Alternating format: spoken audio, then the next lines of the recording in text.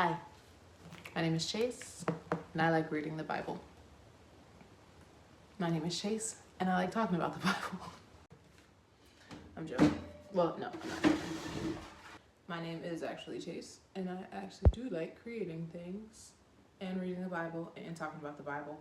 So I figured, why not just do that?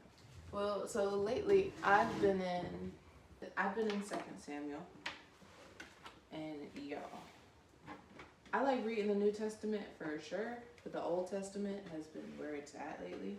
I grew up in the church, okay? So I grew up knowing a bunch of stuff and reading a bunch of the stuff, but then now I'm reading it as an adult. A lot of the stuff in the Bible, we didn't talk about, we didn't learn about. Now that I'm reading the Bible and everything now, for myself, as I have been doing as an experienced Christian, as a seasoned Christian, I don't know. We've got a lot of stuff to catch up on, basically. Like, you can be a Christian your whole life and still have something to learn about the Bible. That's a great part about the Bible. Okay. Now, got my computer just for like, if I need to research stuff, because as I'm reading this and studying it, I'm just recording as well. Got my Creative Bible, which lets me take notes in it, and then also lets me color.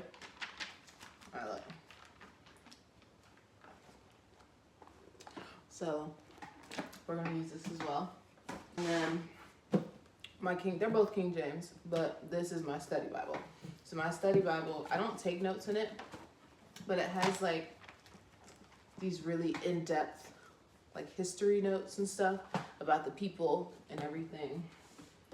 About the people, the place, the time, the culture. All the above. Like I said, we're in 2nd Samuel. We're gonna start at 1. I like to randomly turn in the Bible and just start reading. So whenever I was starting this Bible study, I started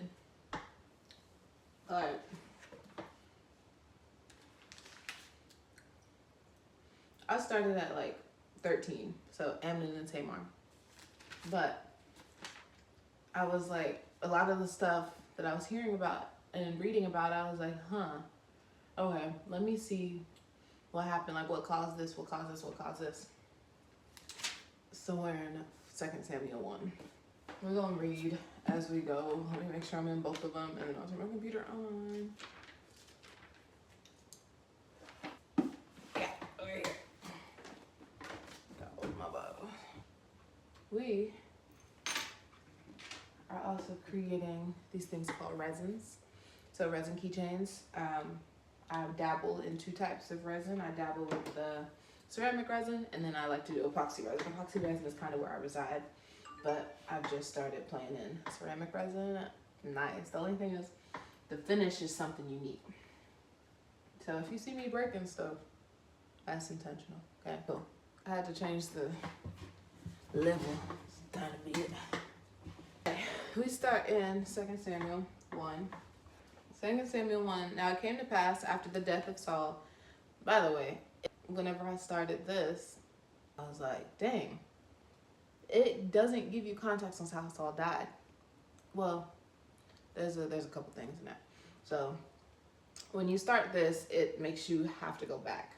Basically, in the Bible, whenever I start Bible studying, if I just pick, let me get distracted.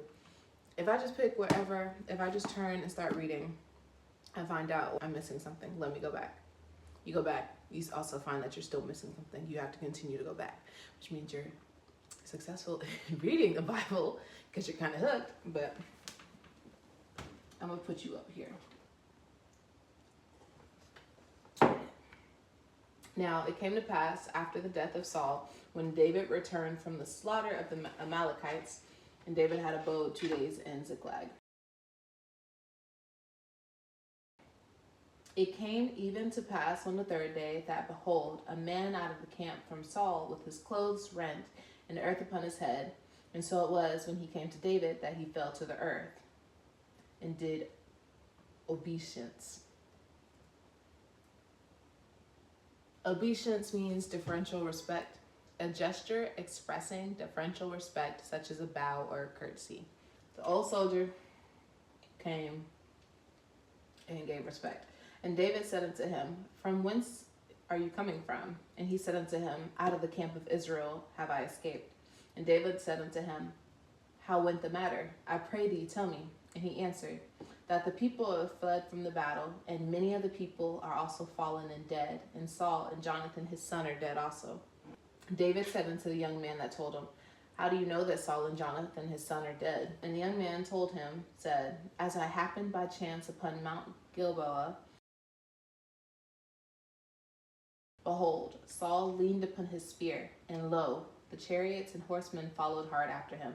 And he looked behind him, and he saw me, and called upon me, and I answered, Here am I.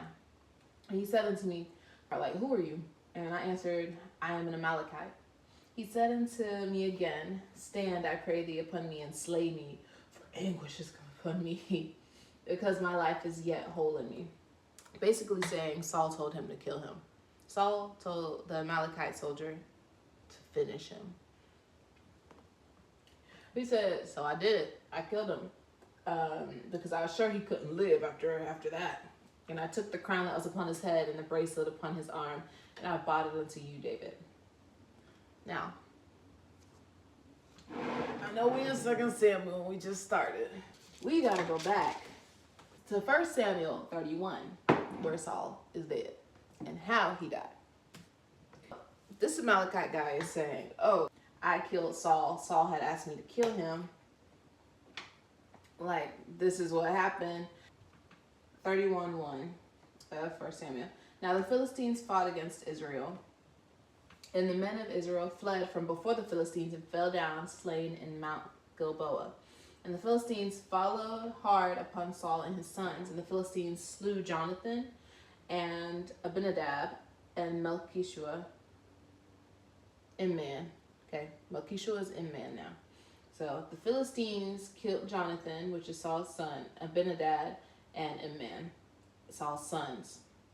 And the battle went sore against Saul, and the archers hit him, and he was sore wounded of the archers.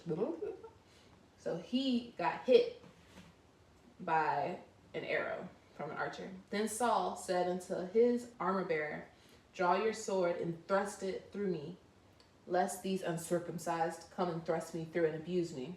But his armor bearer would not, for he was sore afraid. Therefore Saul took a sword and he fell upon it. So Saul offed himself. Okay, that's what we're seeing. This is not what the Amalekite is telling us.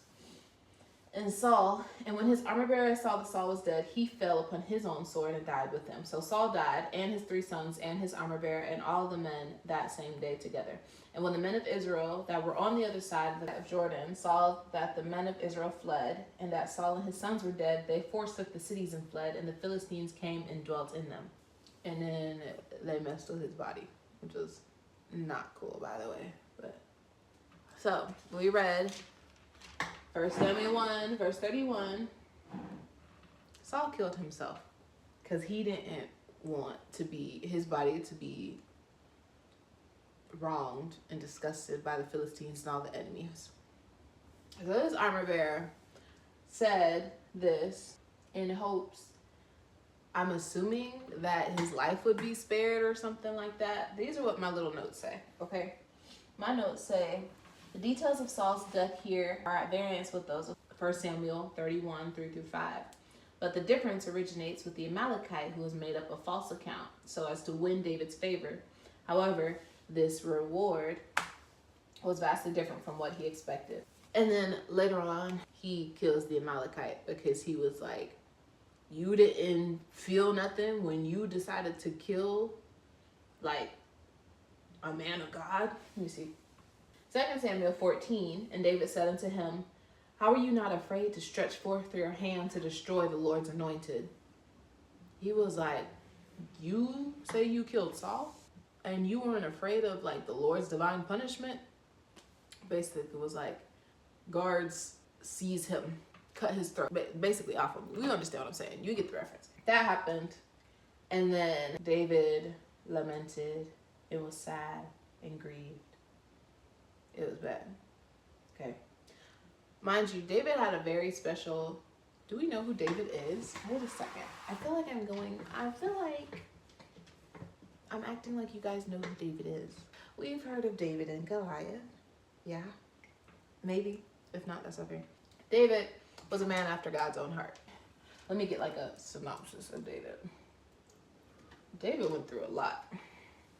David is one of the more well-known figures in the Bible. This is what thebibleproject.com is saying. From no-name runt to celebrated king. He's actually the most developed and complex character in the entire Old Testament. The amount of pages dedicated to telling his story, 1 Samuel 16 through 1 Kings 2, which is about three books in the Bible, outnumber any other single person in the Bible except for Jesus. Because Jesus is Jesus. This begs the question, why does David get so much attention? Sure, he was an important king, but in terms of the overall storyline of the Bible, why is David such a big deal? Unlike Saul, Israel's first king, so Saul, the one that we just heard, died or killed himself in war, was Israel's first king. David didn't have height or muscle going for him. In the Bible, it tells us that he was attractive. Maybe he wasn't tall or muscular, but he had a good face and had pretty hair. God revealed to Samuel that Israel's true king and Saul's replacement would come from the tribe of Judah and the family line of Jesse of Bethlehem.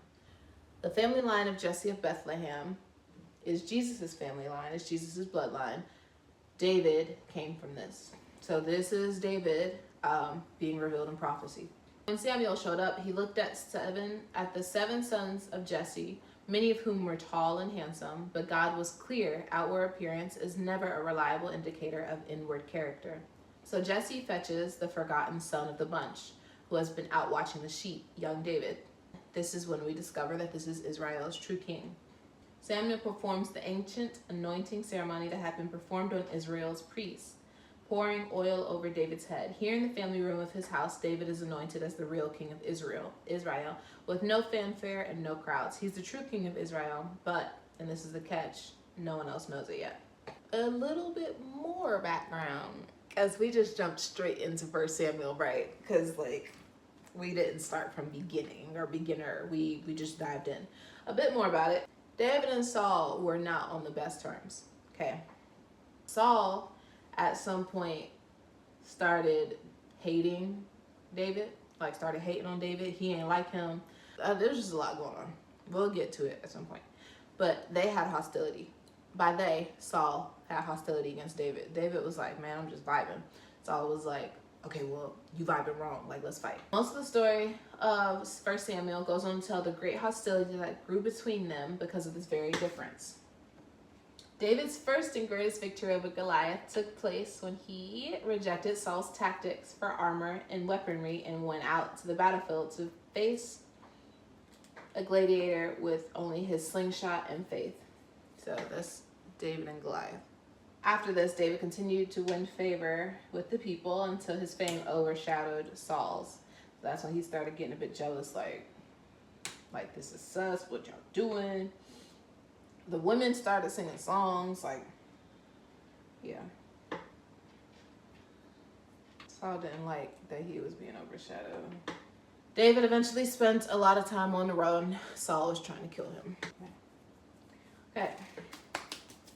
So, really, David was kind of like an underdog who eventually kind of grew to king. His character is what allows him to be king. Of course, not forgetting that, God's plan is, God's plan. So we're back in 2 Samuel.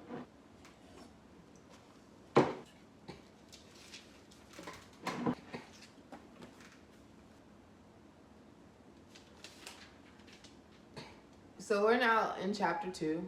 So we know a little bit about David. All of that happened. And then David was weeping and grieving over Saul and his friend Jonathan's death. Jonathan was David's best friend. Jonathan was also Saul's son. So David was kind of able to get away a lot, partly because of Jonathan. And we heard that Jonathan died, all of Saul's son died, and then Saul died. We're now in chapter 2. This is what I was reading this morning. Chapter 2 to 3. And then we're going to stop there for now. David goes to Hebron, where he is made king of Judah. It goes to pass that David inquired of the Lord, asking, where should I go into the cities of Judah? And the Lord said unto him, go up. David said, go up where? And then the Lord said unto Hebron. So David went up, and with his 2 wives and his men that were with him did David bring up. He got anointed as king of Judah. He went up to Hebron and was doing his business. Now, we have a new character, Abner, the son of Ner. Abner was the cousin of King Saul and the commander-in-chief of King Saul's army, and he's a big role in this. We have him. We also have Ishbosheth. Ishbosheth was the son of Saul, who after his father's death ascended to the throne and reigned for 2 years. During his reign, he engaged in protracted conflict with David. Ishbosheth was a son of Saul. Ishbosheth was placed on the throne after King Saul died. Abner put Ishbosheth on the throne, okay? Ishi. Maybe let's call him Ishi. Ishbosheth is a mouthful. Abner put Ishi on the throne after Saul died. Mind you, David was just put in place of king of Judah. Now, Abner took Ishi, the son of Saul, and brought him over to Imland and made him king over Gilead and over the Asherites and over Jezreel and over Ephraim, over Benjamin, and over all of Israel. Ishi, Saul's son, was 40 years old when he began to reign over Israel, and he reigned only 2 years, which is what we just read. But the house of Judah followed David. In that time, David was king in Hebron over the house of Judah, and he reigned 7 years and 6 months. Abner, the son of Ner, and the servants of Ishi, the son of Saul, went out from Imland to Gibeon. So they went out to Gibeon. We got another character, Joab, the son of Zeruiah. So Joab was the son of Zeruiah. He was the nephew of King David and the commander of King David's army.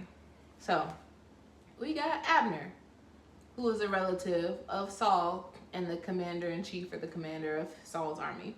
We got Ishi, who was Saul's son, who was placed as king of Gilead or king of all Israel. We have David, who's king of Judah right now. And then we have Joab, who's the nephew of King David, and also the commander of his armies. So Joab, they had heard that Abner and his people was going to go out to the pool of Gibeon. So they was like, all right, let's pull up too. They pull up. The whole gang of Joab is sitting on one side of the pool. The whole gang of Abner is sitting on the other side of the pool. I don't know what the heck they're doing, by the way, to lead up to this. Like, are they just sitting there? Are they like throwing insults to each other? Like, hey man, y'all stink. Your king dead. That's also not nice though. But also, they literally kill each other. Like, that's something I couldn't do. Abner said to Joab, let the young man arise and play before us. And Joab said, let them arise. Now, this is in this Bible. It says this is King James, but I was listening to it today, and when I listened to it, it's a bit different. Yeah, so King James says, play before us. Now, I have YouVersion on my phone, so if I am driving somewhere like I was today, I like to listen to it on YouVersion. Do I remember what my YouVersion Bible version is? No. We're gonna find something similar. When I was listening to it this morning, it didn't say let them play. This is NIV version that I found on Bible Gateway. We're on 2 Samuel 2, chapter 14. 2 Samuel chapter 2, verse 14. Then Abner said to Joab, let's have some of the young men get up and fight hand to hand in front of us. Joab was like, bet. Like, we're not scared of nothing. We got it. So they all stood up and were counted off, 12 of each. And then they were paired together to fight. One of Joab's men, one of Abner's men together. So I guess they were like, on the count of 3, go off. Each man grabbed their opponent by the head and thrust his dagger into his opponent's side and fell down. I'm a bit slow sometimes. Thank the Lord for his grace and mercy. When I hear hand to hand, I wasn't thinking weapons, but I mean, you know, that says play. This says hand to hand. So translation, or I just don't understand the cultural. That's something I need to continue to research. So they thrust the dagger into the opponent's side after they grabbed the head, and they fell down together. That place in Gibeon was called Helkath Hazarim. That battle was very fierce. And Abner and the Israelites were defeated by David's men. The three sons of Zeruiah were Joab. We already heard about Joab. We've got Abishai, and then Asahel. Now, Asahel, they said he was a runner. He was a track star. Like, he was light on his feet. Like, he could run for ages, just ages, like a wild gazelle. Verse 19 said, he chased Abner, turning neither right or left as he pursued him. Abner looked behind and said, Asahel, that you? Asahel was like, yes, sir. Abner was like, please go on somewhere, like turn to the right or to the left. Take one of the young men and like strip him of his weapons. Like get somebody else, not I. But Asahel would not stop chasing him. Abner warned him. He said, stop chasing me. Why should I strike you down? How could I look at your brother Joab in the face? Like I don't like this isn't something I want to do. Asahel did not listen. So Asahel refused to give up on the pursuit. Abner thrust the butt of his spear into Asahel's stomach, and the spear came out of his back. Asahel fell there and died on the spot. That place, every man stopped when he came to the place where he had fallen and died out of respect. Joab and Abishai continued to pursue Abner after that, and the sun was setting. So now, like, it's been a couple hours. The sun was setting. They came out to the hill of Alma near Gia on the way to the westland of Gibeon. Then the men of Benjamin railed behind Abner. So we got everybody pursuing Abner at this point. They formed themselves into a group and took their stand on top of the hill. Abner called out to Joab, must the sword devour forever? Like, do we really have to do this? Don't you realize that this will end in bitterness? How long before you order your men to stop pursuing their own Israelite, like their brothers, their Israelites? Joab answered, as surely as God lives, if you had not spoken, the men would have continued pursuing you until morning. Abner was basically like, Joab, let's stop this. Like, this is not going to get us anywhere. We're going to continue to hurt each other. That was really mature of Abner. I'm sure he also just wanted to save his life. And then Joab was like, you had not said that, we would have just kept going. There would have been no end. Joab blew the trumpet. Abner's men marched all the way through the morning hours, crossed the Jordan, yada yada, and went back home. Or went back to where they were staying in Imlan. Joab stopped pursuing Abner and assembled the whole army. Besides Asahel, 19 of David's men were found missing. 19. Me, I was like, ooh, that's pretty bad casualty. And then we read the next part. David's men had killed 360 Benjamites who were with Abner. They said, we came for blood. And they did not leave. They didn't stop until Abner was like, all right, man. The troops came to a stop. They stopped it. They didn't pursue Israel no more, and they didn't fight anymore. They took Asahel and buried him in his father's tomb at Bethlehem. Then Joab and his men marched all night and arrived at Hebron at daybreak. I continue, because that was the NIV. I'm supposed to be creating stuff too. Hold on, because I get so excited about reading the Bible.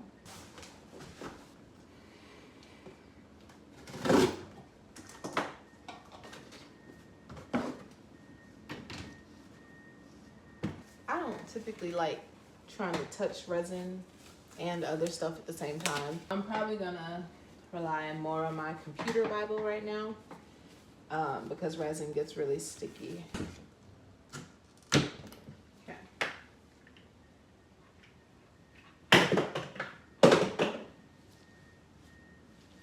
It's my food scale, but threw away my resin scale. Desperate times call for semi-desperate measures.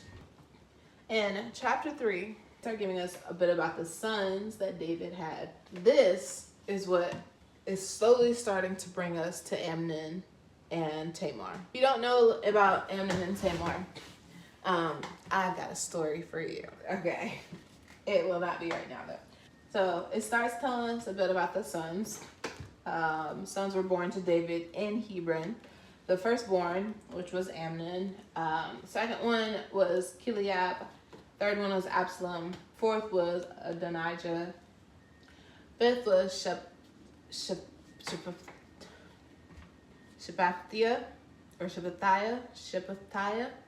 And the sixth was Ithream. In the story of Amnon and Tamar, the two names in the sons that we have to really listen for and look for was Amnon, obviously, because Amnon and Tamar, I've said that multiple times, and then Absalom. But for now, we're going back to Abner. Period. Cool. We're going back to Abner. Feeling some Mexican food. So, go back to Abner. Abner was apparently involved in a rumor. Yeah. So, verse 6 of chapter 3. During the war between the house of Saul and the house of David, Abner had been strengthening his own position in the house of Saul. Now, Saul had a concubine named Rizpah, the daughter of Aiah. Ishi went up to Abner and was like, "Why are you sleeping with my father's concubine?" Abner was like, "Excuse me?" Abner was angry because of what Ishi said, so he answered, "Am I a dog's head on Judah's side? Are you for real? No. This very day, I am loyal to the house of your father Saul and to his family and friends. I haven't handed you over to David, yet now you accuse me of an offense involving this woman? May God deal with Abner, or myself, be it ever so severely, if I do not for David what the Lord promised him on oath, and transfer the kingdom from the house of Saul and establish David's throne over Israel and Judah from Dan to Beersheba." Anyway, he was like, "Man, I'm sick of it," basically. He was like, "Are you so for real right now? Me? Who told you that?" Basically, well, he didn't even say nothing about who told you that. He was like, "All right, that's it. That was the final." It sounded like it was the final straw. So he was like, "May God, look, if I don't go support David, if I don't go help David and strengthen it, because y'all on some bull crap, if I don't go help him, like, God, just strike me down. Like, this is ridiculous." Ishi was scared. Ishi didn't say nothing else to Abner because it literally says because he was afraid of him.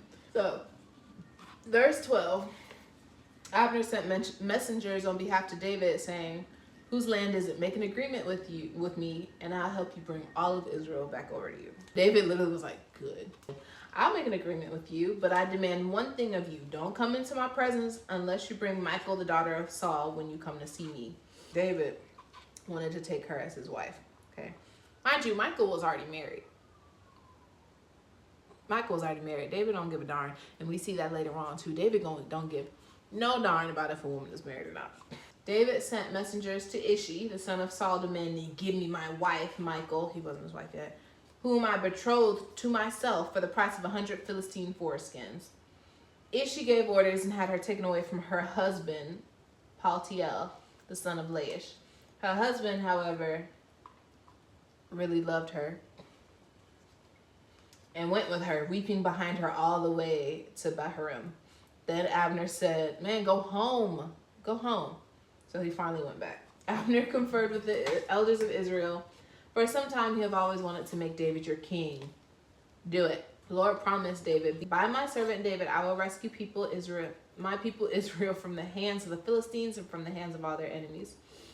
Abner also spoke to the Benjamites in person. He went to Hebron to tell David everything that Israel and the whole tribe of Benjamin wanted to do.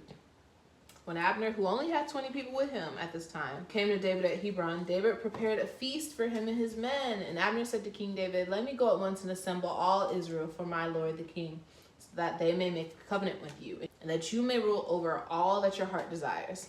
So David sent Abner on his way, and they went in peace.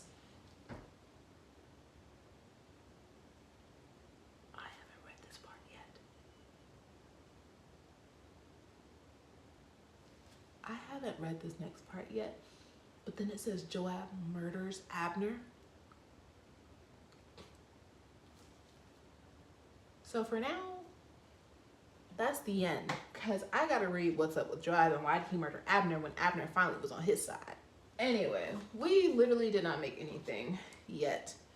I get very invested when I'm reading and talking about the Bible, which is why I wanted to start making videos and stuff, because it's like, people are like, oh, the Bible is boring. Or I was talking to a guy and he was like, oh, I'm waiting until next year to start reading my Bible. Is tomorrow promised? Do we understand? Do you understand? Like, we don't really understand what's really happening right now in the world. We got to get back in our Bible. And I, again, just wanted to talk about the Bible. So thanks for staying with me. Bye. Also, if this was like informative, I'm sure it was like slightly chaotic, but if it was like something that you definitely want to see again, let me know. I'm going to do them regardless of if you don't want to see them or not, because the Bible is cool. Why wouldn't I share it? But want to see what you guys really want to talk about or want to listen to, want to see me talk on in the Bible or about the Bible. Yeah. All right. Bye.